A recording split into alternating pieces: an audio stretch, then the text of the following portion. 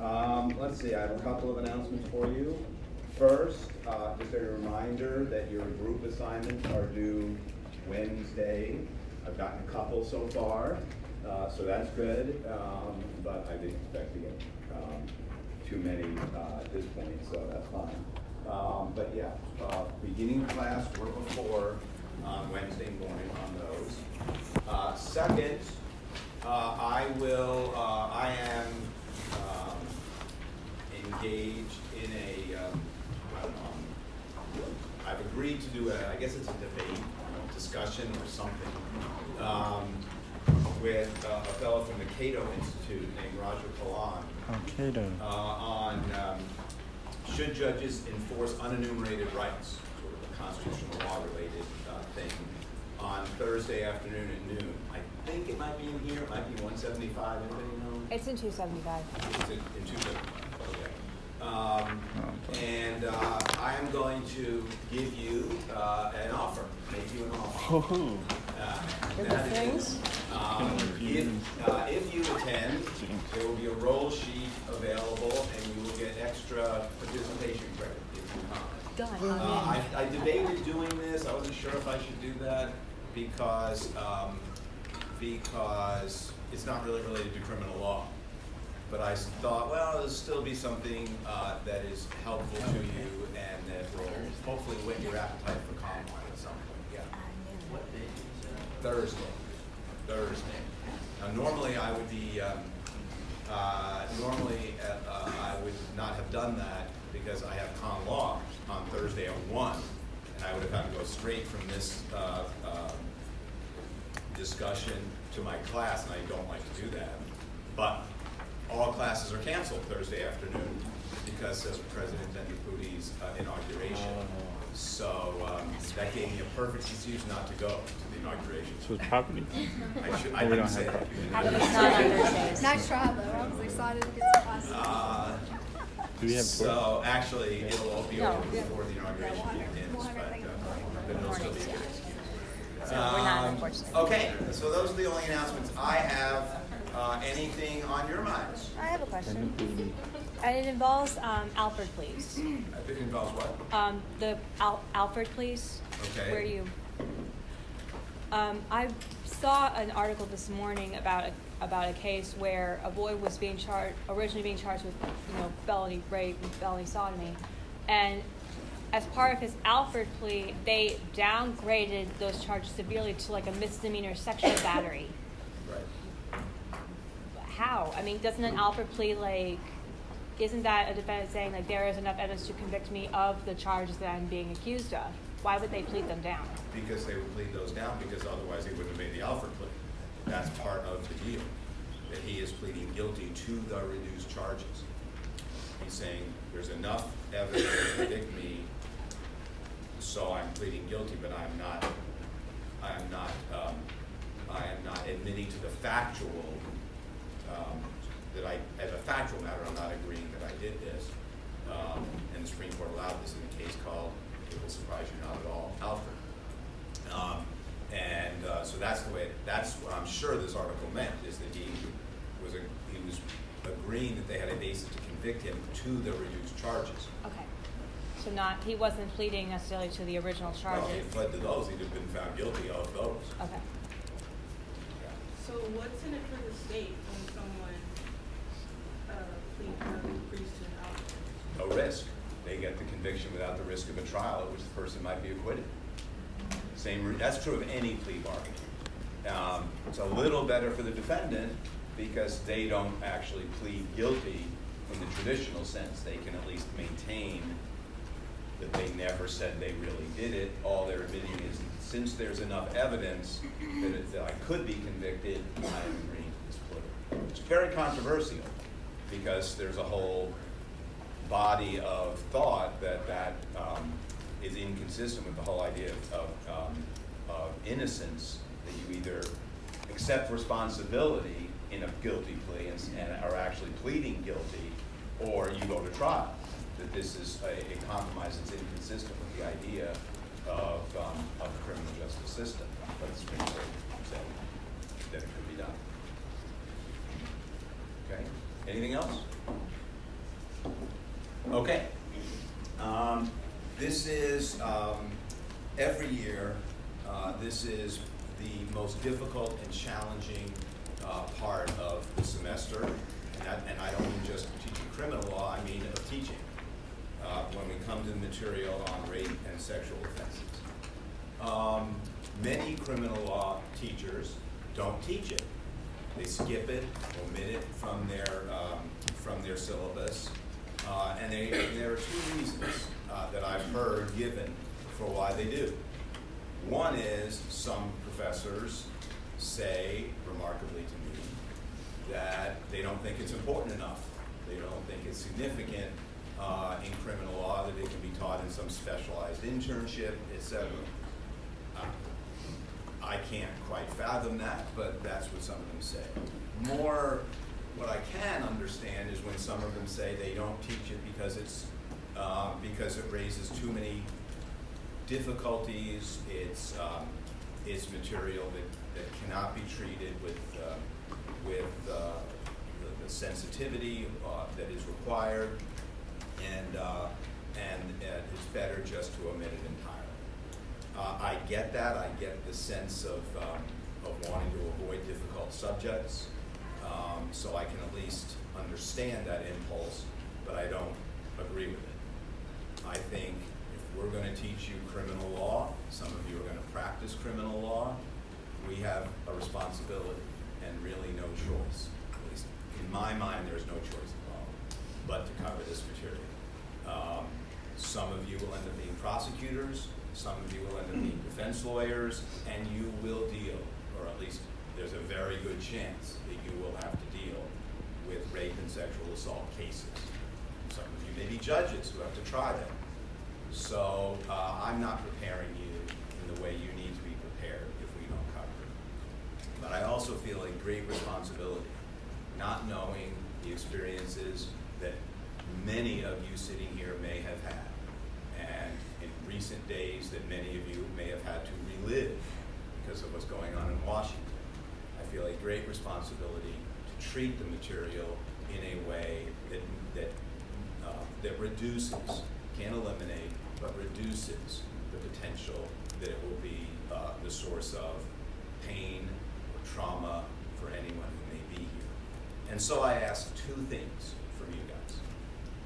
The first thing I ask is that you say what's on your mind, that you react to the cases, that you talk about the legal issues that they raise in a way that's honest and candid, and that you have the kind of discussion in terms of the quality of the discussion that we've had in here all semester so far, because you guys have been great, you really have. I'm not just making that up.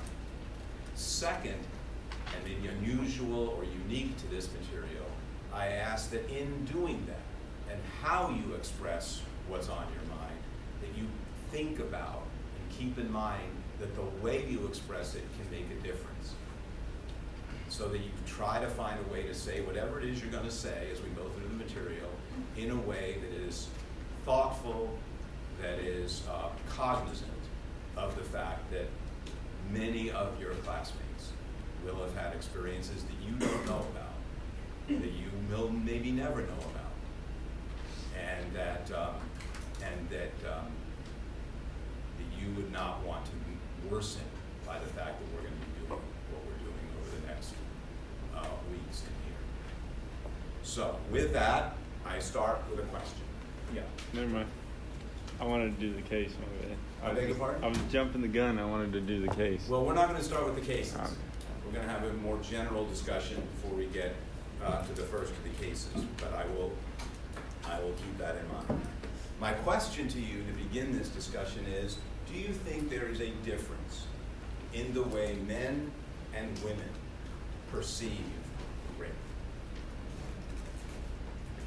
I would say yes, but qualify that by saying I think it started to change. Well, let me take both of those points, and you can take them in any order you want. Well, you're not going to take them in any order you want. What do you think is the nature of that difference? And then second, why do you think it's beginning to change?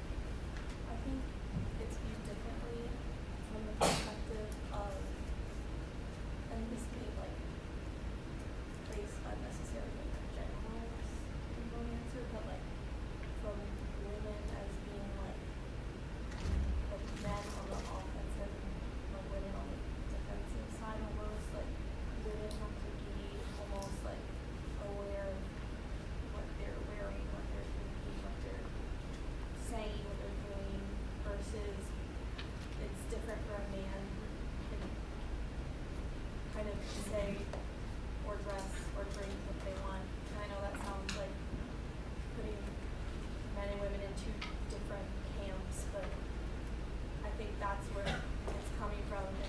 what's changing where people are recognizing it shouldn't matter what each party is doing as long as they're actually like communicating that either party is uncomfortable with whatever's happening.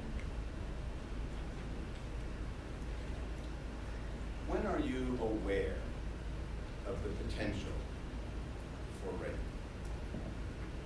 I think you become kind of aware of the fact that you're becoming, like you're starting to feel uncomfortable and that you feel like a line has been crossed where it's something has like breached the security that you feel. You are always aware. Because you don't. And how does that affect you? Or how do you think it affects women? You don't know what is in the mind of any man around you. So it's not so much that, for me anyway, that I believe that what I or the woman wear invites it, of the way that we act, what we say invites it, but I understand that there are men out there who have thoughts that aren't visible to the rest of us, and you never know what they're thinking at any moment. And how does that, if I can ask, how does that affect what you do? Give me an example of something you do or refrain from doing because of your perception of that risk. I don't stay on campus late at night. I won't go downstairs here on my own if I don't know that there are a lot of people around. I won't walk downtown if I have to go somewhere and park in a parking garage to go to an event or something. It makes me a little bit more nervous if I'm at night and I'm there alone. If I were to go to a party or agree to go out on a date and it's somebody that I didn't already know personally, I'd be a little bit more nervous. If someone gets flirtatious and instead of getting to know me as a person, if they say something like, oh, you're cute, or comment on something physical rather than something about my personality or intellect, then that just, it immediately puts me just slightly on the defensive, even if they mean to just be flattering and are a perfectly nice person. So it's just something that I think as a woman, you are always somewhat aware of, because there's always a possibility of it. Whereas as a man, not that men are not raped or sexually assaulted, but it is far less likely. So I think generally men only have to think about it or be aware of it if they're going to do it, or think that they're in a situation where someone would claim that they would have done that. Okay, anyone else on different perceptions and perhaps different behaviors that men and women engage in? Carl. This kind of elaborates on what Elizabeth said. I'm actually sort of the opposite. I take my walks across campus generally in the evening because that's just when the weather is nicer. But I'm always like ultra vigilant about my surroundings, and I never go somewhere where it's too dark. And I always make sure that there are at least some people around. I don't go walking like really late at night, and I don't go to many parties either because I don't know who's going to be there all the time. I only go to places where I know most of the crowd. That's one of the reasons why the only bar I go to is Play, because I know all of the staff there, I know all of the performers there. So for me, it's a matter of not knowing who's out there that makes me very uneasy. And I've talked about this with members of the LGBT community, and for them it's the same way. They feel like they're at greater risk when they come home, when they just finished a gig and they're on their way home, because again, they don't know who's out there, and their risk is double to an extent because of who they are. It's very uneasy sometimes. What? So my girlfriend's a photographer. She just like go on assignment and stuff all the time. And for a while in college, she would go to Ohio University, and while other students had to go to parts of the city in Athens to, like there's a crime, they take photos sometimes for the scene, the police. And I remember her talking to me about it, and I got really nervous, the idea of her traveling by herself. She wanted to go to California like on a road trip by herself, and like my gut reaction as a guy was you can't do that. Women can't do that. Because even as a man, I'm aware of the risk as opposed to the women face at a disproportionate level. Like I wouldn't bat an eye if like my friend who's a guy said he was going to travel And it just seemed really unfair, you know, because I remember telling her this, and I thought to myself, like, is that sexist of me to think that, you know, that she shouldn't be able to travel by herself? Is it mean I'm just concerned about her safety? It's hard for me to reconcile, you know, why I feel that way. And I really think it's just a gut reaction to our knowledge of the risks out there. And I don't know if that makes me, I don't know if that's a good perspective to have or bad, but it's something we both have to kind of struggle with for Right there. Yeah, kind of related to that. My oldest daughter is a freshman in college this year, far away, and we sort of and the family's response was sort of like, oh, you know, so we had to put self-defense classes, send her with pepper spray, send her with a body alarm, like, don't ever let your guard down at night. Always get picked up by the little people that will go around and escort you. So I feel like the same kind of reaction from family members as he's talking about. With if it's a girl going away to school or something, like you have to just really like, I don't know, arm them in some way. Arm them with knowledge and with more than knowledge. And pepper spray. Yeah. I was going to say, my brother just went to college, and I remember the advice that I got from older people when I went to college. It was definitely things that I could do to protect myself from the behaviors and the actions of others. And with my brother, the advice that he got when he was going off to college was, don't drink too much. Be like in control of yourself, your actions, your behaviors, versus like me trying to prevent others from acting or behaving towards me. Sounds like what you're saying is there were certain assumptions that made it, in at least some people's minds, unnecessary on one side of it to tell you about things you shouldn't do. Right? They apparently, it never crossed their minds to say you might drink and lose control and be a threat to anyone else. But the roles were flipped. Your brother. Anyone else? I think it's easier for men not to think about it until it happens to either them or somebody they know. But I mean, I do all kinds of things because of that. I have pepper spray. I mean, I was told by my dad, you know, whenever you're walking with your keys, hold it between your fingers. That way, in case you have to defend yourself, you have something. And because I have had to defend myself before, like, I'm hyper vigilant about these things. It's something that is subconsciously on my mind at all times. I like to sit with my back to a wall, nobody behind me, that kind of thing. I just feel like as women, like especially family members, they know, oh, we just take the taser, take the pepper spray, so on and so forth. It gets to the point where it's annoying. It's like I come to the library at night, I come when it's convenient for me.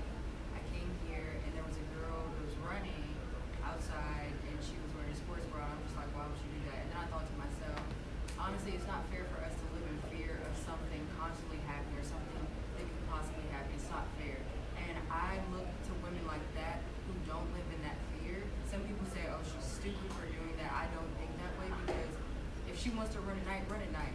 You can't live in constant fear of what may happen, what has happened, so on and so forth. It's not fair to us because I feel like a lot of men don't live in that fear, so why should we? So. And on that same note, like, sexual assault happens in all kinds of environments, even environments where you thought you were safe. So it's like, even when you're hyper vigilant, you're like never safe when it does happen. And where does that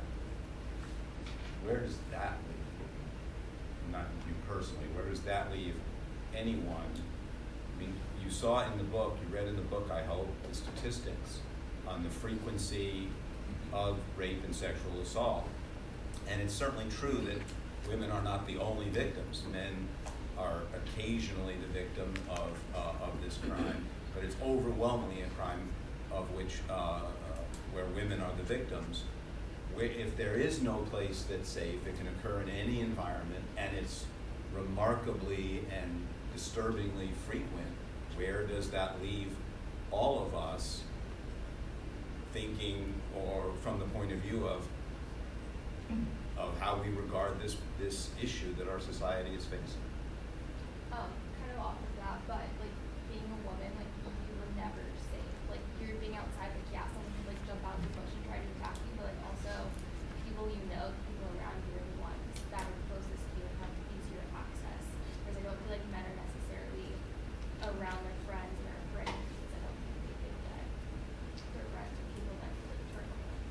is this different?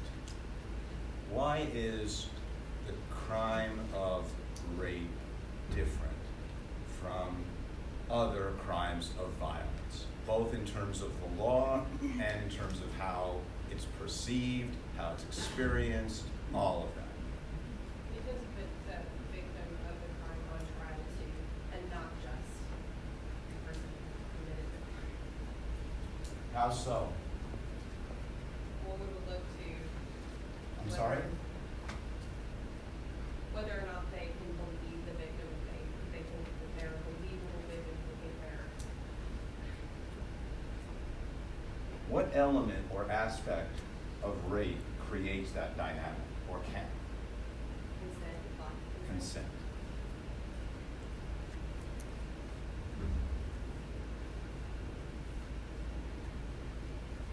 And we're not, when we think about elements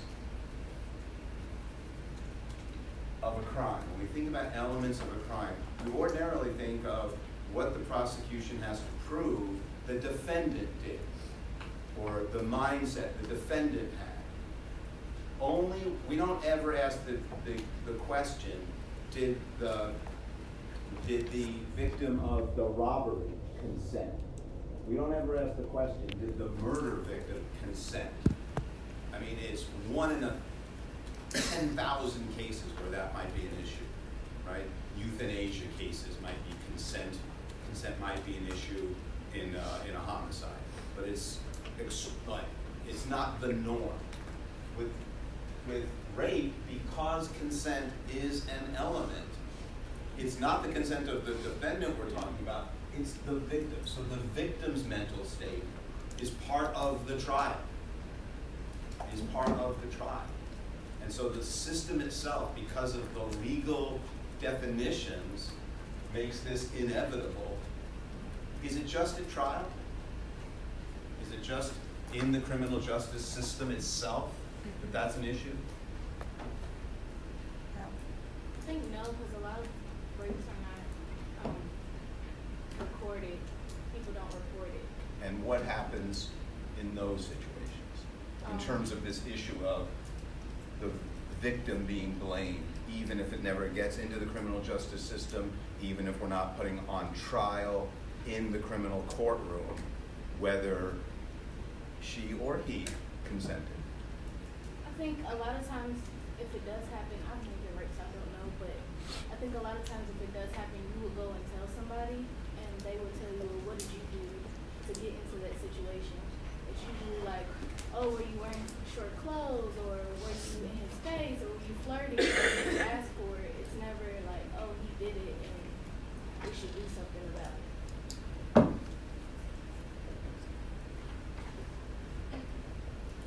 So it's in the criminal justice system and potentially in her life that having to deal with the idea of having blame, having question about either her behavior, her truthfulness, all of that is potentially something that will happen, that will be part of the experience that deepens the trauma.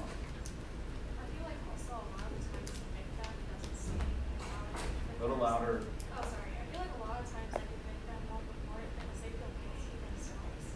But like no matter like being aware and being like taking all those precautionary steps didn't help.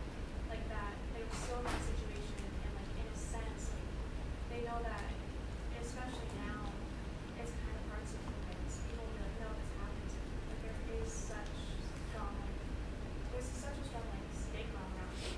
But like they could like so like intertwined in like the system. As we saw with like Dr. She has to answer so many questions and people are like, well, it might have happened. Instead of like, yeah, like not scared.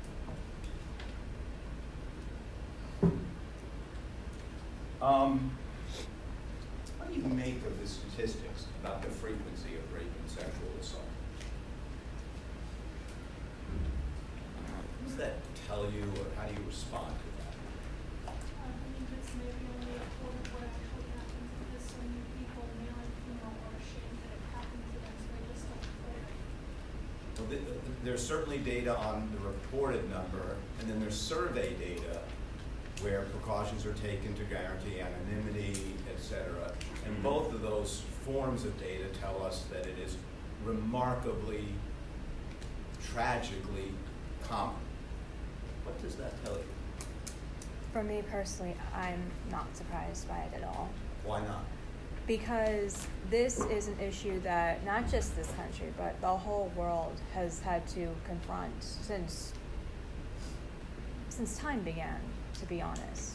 This mentality is not unique to the United States. This is still an issue that the whole world is facing because of stereotypical gender roles that have existed for centuries, because of societal context. It's something that the world is still coming to terms with in terms of the fact that it happens more often than they would like to admit, and that in terms of trying to put a stop to it, we have not always done the best job of doing so.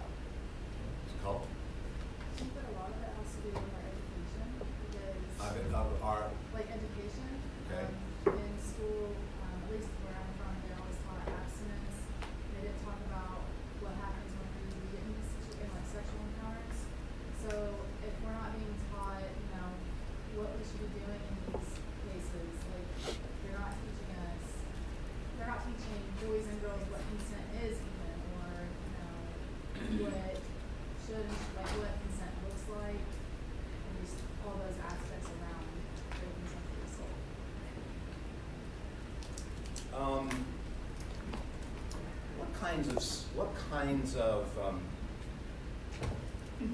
What kinds of things are taught, and I don't mean just in school, although school is a part of it. What kinds of things are young men, as they enter adolescence, go through their teens, what are they taught is the way they should behave and what's normal? What kinds of I think well, one, you got to be masculine. Really, I mean, what does that mean? The alpha male, and that would come with being the strongest, the best looking, maybe the smartest, just the best at everything. And then you have to be, you got to get women at least. I mean, if that people look at, and that's rewarded in society. And I'm not saying it's, I don't know. I don't really have an opinion. I don't think it's great. But To be aggressive? not exactly. Well, yeah, aggressive would be one thing, but I don't think with women you should be aggressive. But Why? I mean, however you do it, you're supposed to have a bunch of women that's rewarded, I think. One thing I've heard from my brother is 10 no's and a yes means yes. And that kind of blurs that line of consent, because if she tells you no 10 times and you keep pushing it, she doesn't want to do it. So if we are socializing young men to be aggressive, to push, that it is expected that they will have sex with women, and it will be on their terms, and that it's a failure if you don't. Mm-hmm. It strikes me that where you put the norm on a continuum of sexual behavior, if the norm is, and rape is over here, as what we hope will be abnormal, if the norm, the further you push normal behavior in more and more aggressive directions, the departure from the norm is going to hit this zone much more often. So part of the solution, I would suggest to you, is that we have to change the way we're socializing our boys and young men, so that learning respect for women, not blurring that line between consent and non-consent. So that, yes, we're talking about departures from the norm. I'm not suggesting that the norm is rape, right? Yes. But I am saying that if we push the norm back in this direction, yeah, then there'll be still people who will depart from the norm, who will be more problematic, more aggressive, but it may come further back this way, and that would be helpful. So socialization and education, it seems to me, are part of our problem, okay? Now, I want to talk a little bit about rape reform, which is the material on 926 to 928. There have been, over the years, a transformation of rape law in basically 3 areas. You can divide these reforms into 3 areas. There have been others, but 3 categories. First, the lowering of evidentiary barriers.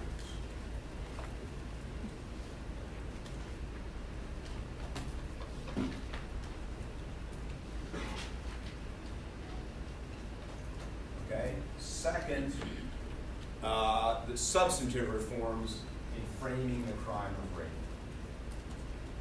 Framing or defining.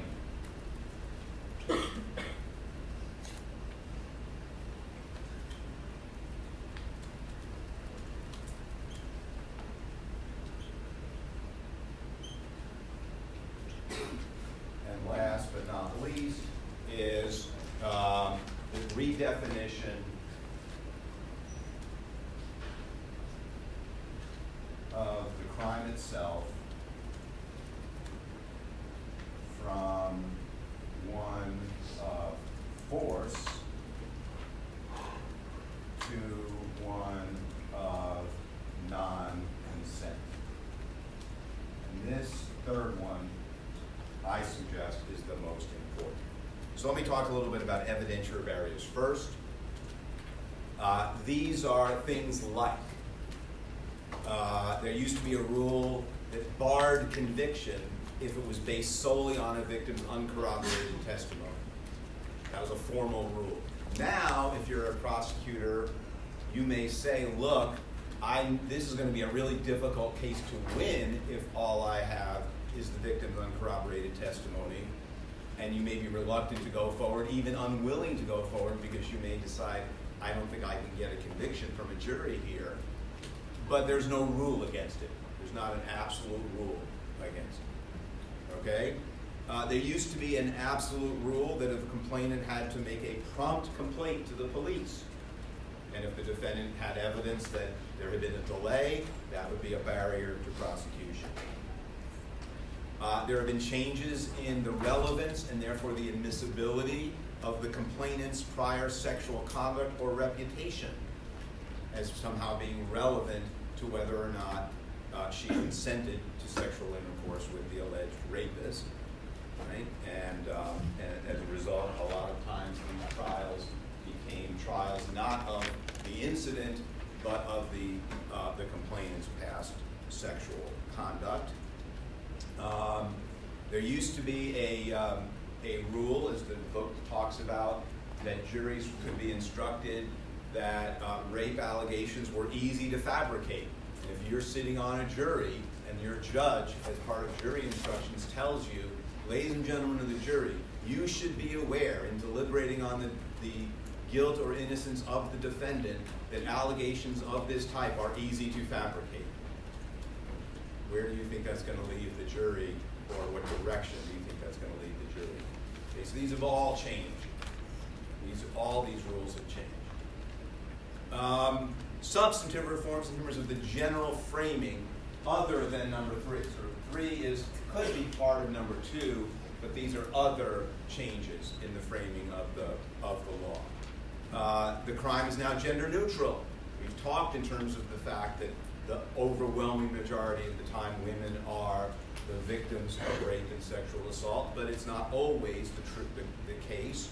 And rape statutes used to be gender specific. Now they are uniformly gender neutral. Critically, the removal of the traditional marital exemption. It used to be that a man could not be accused or convicted of raping his wife, no matter the facts of the situation. Even if he admitted, I physically forced her using the most egregious violence to have intercourse with me because she refused. If he was her husband, he could not be convicted. And this was part and parcel of the idea that women, wives, were their husband's property. So of course, she had no ability to withhold consent because the consent was said to be given at the moment she married him. The model penal code, because of the sexism inherent in that rule, and when it was formulated, sort of just before the wave of reform, the model penal code still has the marital exemption in it, which is to say it's quite retrograde on this issue. And then there's some other things in there as well. You can see those in the book. By far the most important is discussed here is the redefinition of force and non-consent. States have lowered or even eliminated the prosecution's requirement to prove resistance as part of proving either force or non-consent. So we will get into the issue of resistance as well.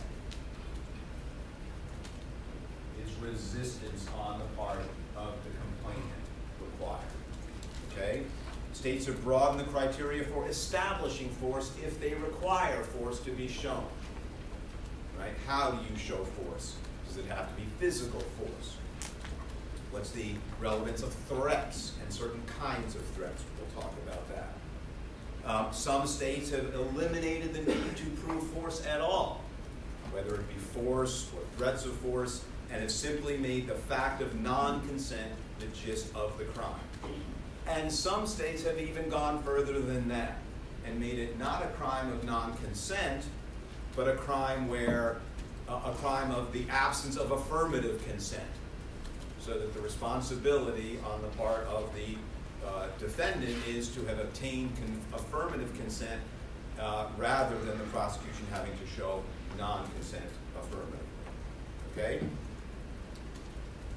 If we move the crime of rape to one of non-consent, we still, if you think about it, are focusing on the complainant's, the victim's state of mind. Did she consent? Right? So her state of mind is still relevant. It also has the effect of turning our attention to the mental state of the defendant. The mental state of the defendant. Why would that be so? If non-consent of the victim is now critical, why or what issue does that raise with respect to the defendant's mental state? If the defendant believed that they had consent, Then, and fully believed that. now let's assume, for the sake of this discussion, that belief is wrong, that it was not consensual, but the defendant actually believed it, right? The defendant believed they had consent for any, it could be any number of reasons. If you were a defense lawyer representing that defendant, what doctrine or area of law would you bring up to say he can't be convicted, or shouldn't be at least? What would be a strict liability in this case? You would be holding him strictly liable because what would you be ignoring? Mens rea. I'm sorry? Mens rea. His mens rea. If he genuinely believed, let's say, and there's two possibilities. Maybe he genuinely but unreasonably believed, or he could genuinely and reasonably but mistakenly have believed. And we could decide wherever we want to draw the line. But the defense is going to argue he lacked the mens rea because of his mistake. And remember what we said about mistake. If mistake defeats mens rea, it's ordinarily a defense. Do we want rape to be an exception to that? Because if we apply the general rule on mistake, right, that we have collapsed the distinction between mistake of law and mistake of fact. Remember that? We just did that. And we said, if the attendant circumstances were as the defendant believed them to be, right, he could still be guilty of attempt, but in this case, the attendant circumstances as the defendant believed them to be would be, I thought I had consent, and you would say he lacked the mens rea. Or we could say, we're not going to use that rule for rape. We're going to make rape different. But if we do, we have to do that very consciously and say, the person who lacked the mens rea couldn't be guilty of murder, couldn't be guilty of any other kind of assault or armed robbery or whatever, but they can be guilty of rape. We're going to dispense with the mens rea requirement in this situation. And we should talk about, and we will talk about, whether that's a good idea. Okay? All that is by way of background. Now we're going to start with the cases. And because this sort of reform sequence and the reform movement is so important to the law of rape, what the book does, and I think it's a good thing, is it goes through this in a historical sequence. And we start, therefore, with the common law and the idea that the requirement for rape was utmost resistance. So, Mr. Johnson, you said you were ready to go into talking about the first case.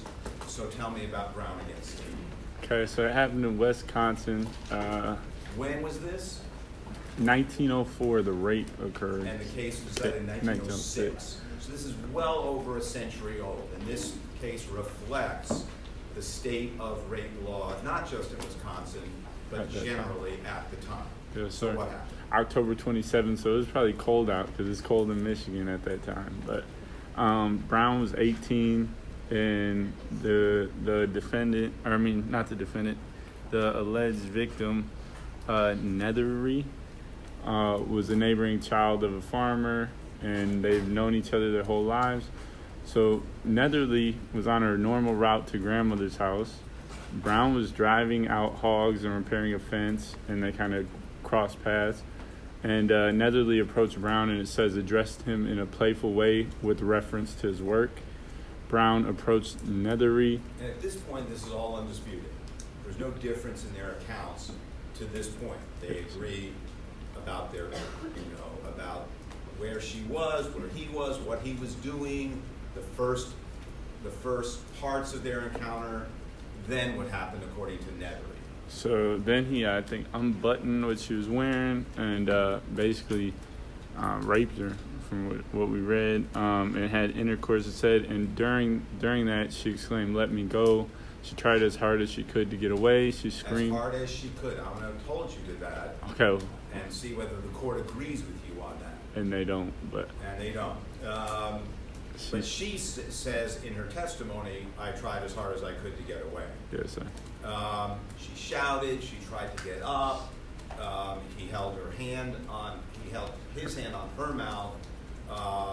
What about Brown? What is his account of all of this? He denies any resistance. He says, and our focus is on her actions. Mm-hmm. Did she resist? Yes, sir. And our focus, when we focus on her, is not did she consent, but did she resist? How did she manifest if there was non-consent? The focus is on the resistance, okay? So the court puts, since that's what we're talking about, what does the court begin in terms of talking about how it sees this encounter, this interaction, that automatically, quickly signals to you where the court is going? Okay, so at first I thought they said that they found that he did carnally know her and ravaged her. So, but then the first thing they said is, which one thing I noticed, and I don't know if this is what you're looking for, but they spoke about the ease of assertion and making this claim, and then. No, what does it say? What does the court say, Mr. Wiseman, about this encounter right at the start? So about the resistance, they said that she said no mention of using like her arms or limbs or anything. And what does that tell you? So she didn't physically, she only like verbally screamed. Is the focus on what she did do? What she didn't do. What she didn't do, right? And if the test is utmost resistance, what does utmost mean? What is utmost? If you're a defense lawyer, what are you going to say utmost means or has to entail, Richter? That you're basically thrashing and fighting as hard as you can to. Or more generally, that's good, but more generally, That you got away. not necessarily that you got away, because maybe your utmost resistance wasn't enough, but what does it involve? Doing absolutely everything. Everything. you must at least try everything. You may have gotten away, you may not have gotten away, you have to try everything. So if the court says, well, she didn't use her hands and limbs, they're right away telling you that the prosecution does not satisfy this standard. Does not satisfy this standard. What else does the court say that suggests or hints or is a precursor of where the court is going to go in telling you whether this standard was met? He said there were no marks of struggle.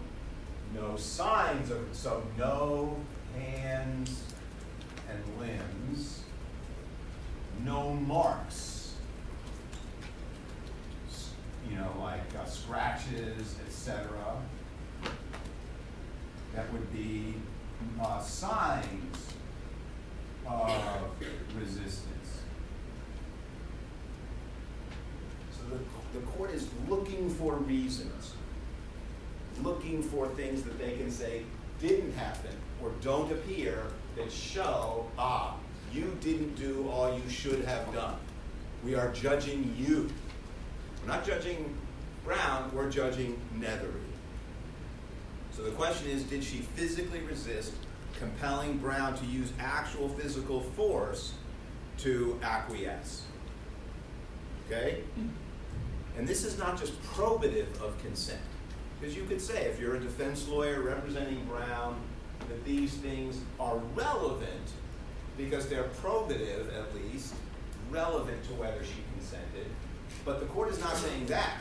The court is going a lot further and saying, if we can point to anything she didn't do, then this is not satisfied. It is, in other words, a requirement of the crime. And there must, as the court puts it, be the most vehement exercise of every physical power to resist the penetration of her person, and this must continue until the offense is consummated. What element of rape made this the way the court reasoned a case like this? What is resistance is not there for its own sake. What is resistance there as to show? Consent. No, that's the modern rule. Is it force? Force. All about force, right? Because if there was resistance, what was it resisting? It was resisting the force that the defendant was using to bring about the rape. So it ultimately comes back in the common law, at this point, to the force requirement. Rape traditionally was not a crime of non-consent. It was a crime where force was the essential element. Some 75 years later, so this was not just 1906, as late as 1981, in a case called State against Rusk, a Maryland case. Let me quote to you, okay, what that court said. Force is an essential element of the crime, and to justify a conviction, the evidence must warrant a conclusion either that the victim resisted, and her resistance was overcome by what? Force, or that she was prevented from resisting by threats to her safety. So we're going to put this up.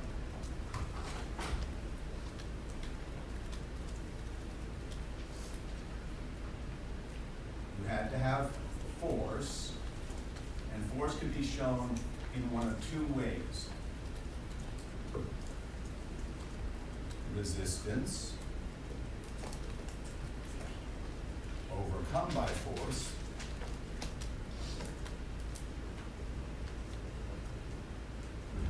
or threats, which prevented resistance.